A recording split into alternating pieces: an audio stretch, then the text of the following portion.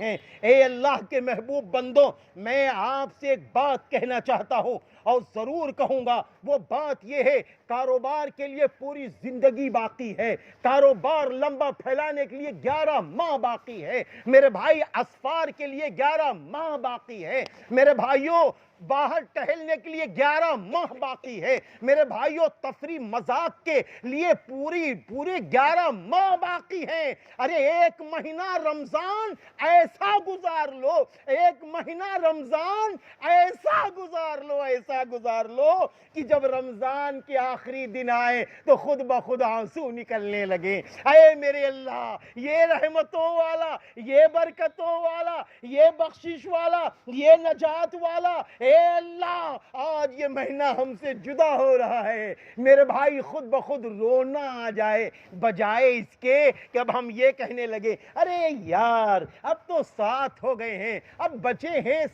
23، اب بچے ہیں 22 اور 23 کی گنتی نہ گنی جائے، بلکہ اپنے اندر احساس پیدا کیا جائے، اے اللہ جو روزے جا رہے ہیں، اے اللہ ان کی ناقدری ہم سے ہو گئی ہے، ہم باری گرفت نہ کرنا۔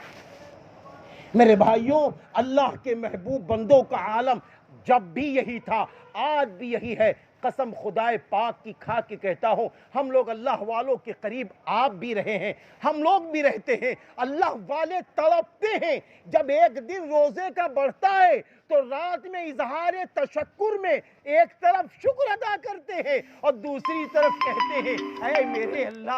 میرے اللہ یہ نعمتوں والے مہینے کا ایک دن کم ہو گیا ہے، یہ برکتوں والے مہینے کا ایک دن کم ہو گیا ہے۔ وہ اس پر روتے ہیں، وہ اس پر تڑپتے ہیں۔ اے غیور مسلمانوں، آج کے حالات میں اگر ہم نے آپ نے رمضان اچھا گزار لیا اور رمضان اچھا گزار لیا تو قسم خدائے پاک کی 11 مہینے